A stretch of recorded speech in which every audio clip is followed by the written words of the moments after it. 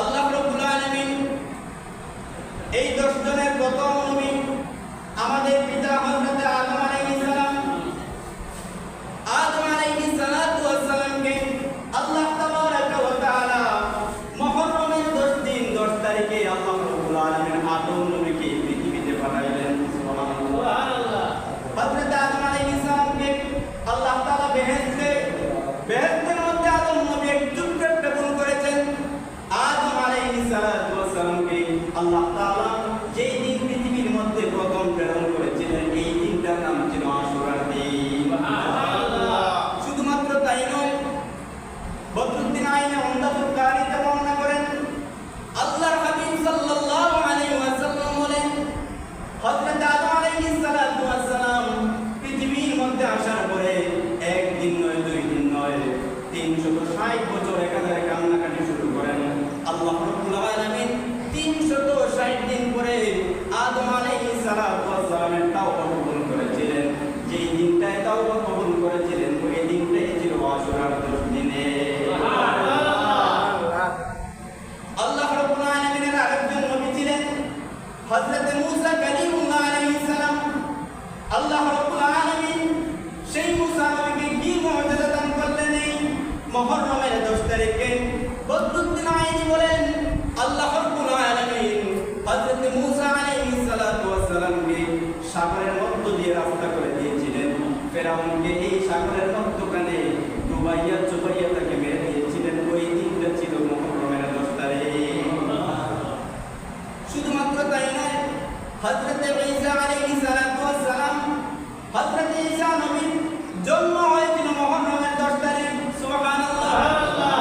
আল্লাহর নবী হযরত ঈসা আলাইহিস সালাতু ওয়াস সালামকে আল্লাহ তাআলা এই পৃথিবী থেকে উঠাইয়া আকাশের মধ্যে নিয়ে গিয়েছিলেন। যেই দিনটা আকাশের মধ্যে উঠাইয়া নিয়েছিলেন ওই দিনটাও ছিল মুহররমের 10 তারিখ। সুবহানাল্লাহ।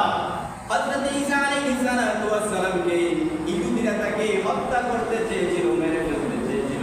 আল্লাহ রাব্বুল আলামিন বলেন না না না, আমার নবী হযরত ঈসা আলাইহিস সালামকে তোমরা হত্যা করতে পারবে না। আল্লাহ রাব্বুল আলামিন হযরত ঈসা আলাইহিস সালামকে জীবন্ত অবস্থায় আকাশের মধ্যে উঠাইয়া নিয়েছিলেন। সুবহানাল্লাহ। যেই দিনটা ঈসা নবীকে আকাশে উঠাইয়া নিয়ে যাওয়া হলো ওই দিনটাই ছিল আশুরার 10 তারিখ। সুবহানাল্লাহ। হযরত আইয়ুব আলাইহিস সালাতু ওয়াস সালাম একাধারে 18 বছর পর্যন্ত তিনি অসুস্থ ছিলেন।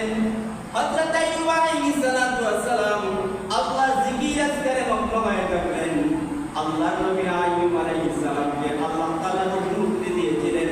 ওই দিনটা ছিল আশুরার 10 তারিখ। সুবহানাল্লাহ। শুধুমাত্র এতটুকুই নয়, হযরত ইউসুফ আলাইহিস সালাতু ওয়াস সালাম আল্লাহর নবী হযরত ইউসুফ আলাইহিস সালাতু ওয়াস সালামকে তার ভাইরা একটা কূপের মধ্যে ফেলে দিয়েছিল। ইতিহাস আমরা জানি হযরত ইউসুফ আলাইহিস সালাতু ওয়াস সালাম যতক্ষণ পর্যন্ত আল্লাহর কাছে তিনি সাহায্য প্রার্থনা করেছিলেন, আল্লাহর নবী হযরত ইউসুফ আলাইহিস সালাতু ওয়াস সালামকে এই কুয়া থেকে আল্লাহ রাব্বুল আলামিন যেই দিন গ্রহণ করেছিলেন ওই দিনটার নাম ছিল আশুরার 10 দিন। সুবহানাল্লাহ। হযরত ইউসুফ আলাইহিস সালাতু ওয়াস সালামকে মিশরে নেওয়া হলো। লম্বা ইতিহাস বলার কোনো সুযোগ নেই। ইউসুফ আলাইহিস সালাতু ওয়াস সালাম একাধারে অনেক দিন পর্যন্ত বাবার সাথে সাক্ষাৎ হয় না। ওনার বাবার নাম ছিল হযরত ইয়াকুব আলাইহিস সালাম। ইয়াকুব আলাইহিস সালাতু ওয়াস সালাম সন্তানের মায়ায় কান্না করতে করতে চোখ বন্ধ হয়ে গিয়েছিল। আল্লাহ রাব্বুল আলামিন হযরত ইয়াকুব আলাইহিস সালাতু ওয়াস সালামের চক্ষু দৃষ্টিটাকে ফিরাইয়ে দিয়েছিলেন। ওই দিনটার নাম ছিল মুহররমের 10 তারিখ। সুবহানাল্লাহ। এই রকমে আল্লাহ রাব্বুল আলামিন হযরত ইউনূস আলাইহিস সালাতু ওয়াস সালাম ইউনূস নবীকে মাছের পেটের মধ্যে দেওয়া হয়েছিল। একদিন নয়, 2 দিন নয়, 40 দিন পর্যন্ত মাছের পেটের মধ্যে আল্লাহর ইবাদতের হুকুম। আল্লাহ রাব্বুল আলামিন হযরত ইউনূস আলাইহিস সালাতু ওয়াস সালামকে মাছের পেট থেকে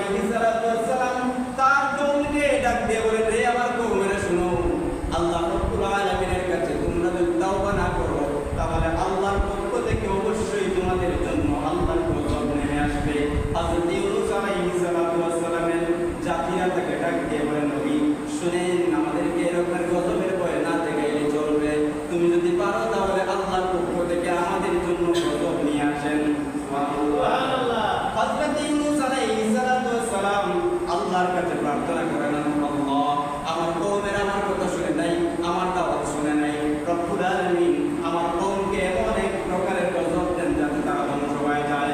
ইউনূস আলাইহিস সালাতু ওয়াস সালাম তিনি গবেষণা করলেন যেই জায়গার মধ্যে আল্লাহর নবীরা থাকেন ওই জায়গায় আল্লাহর গজব নামে না। ওই সময় ইউনূস আলাইহিস সালাতু ওয়াস সালাম তার জাতি থেকে একটু দূরে সরে গেলেন, আর এই দিকে আল্লাহ রব্বুল আলামিনের পক্ষ থেকে তার কওমের কাছে ছোট্ট ছোট্ট গজব নামতে লাগলো। ওই সময় তার কওমেরা আল্লাহর কাছে তাওবা করতে শুরু করে দেয়। আসলে এই নবীরা তারা আল্লাহর কাছ থেকে আনতে পারে না কিছুই, সুতরাং আল্লাহ রব্বুল আলামিন ছোট্ট ছোট্ট গজব দিয়েছেন। এই কথা থেকে বোঝা যায় গজব আরো যত গুনাহ করব তত আল্লাহর গজব আমাদের প্রতি বাড়বে। সুবহানাল্লাহ। যতই বাড়তে থাকে ইউনূস আলাইহিস সালাতু ওয়াস সালামের জাতিরা আল্লাহর কাছে ততই বেশি গুনাহগারি করে, তাওবা করে। আল্লাহ রাব্বুল আলামিন হযরত ইউনূস নবীর জাতি যখন আল্লাহর কাছে তাওবা করে, আল্লাহ তাআলা তার তাওবা কবুল করে ওই জাতি থেকে তার গজব আল্লাহ উঠাইয়া নিয়েছে। সুবহানাল্লাহ।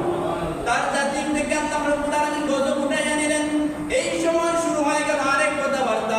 ইউনূস নবীর কওমেরা বলতে লাগলো, ইউনূস নবী তো একজন নবী হয়ে আমাদের সাথে মিথ্যাবাদী করেছেন, তিনি বলেছেন আল্লাহর গজব আসবে, এখন দেখি গজব সরে গেল, অতএব নবী আমাদের সাথে প্রচার ও প্রতারণা করেছেন।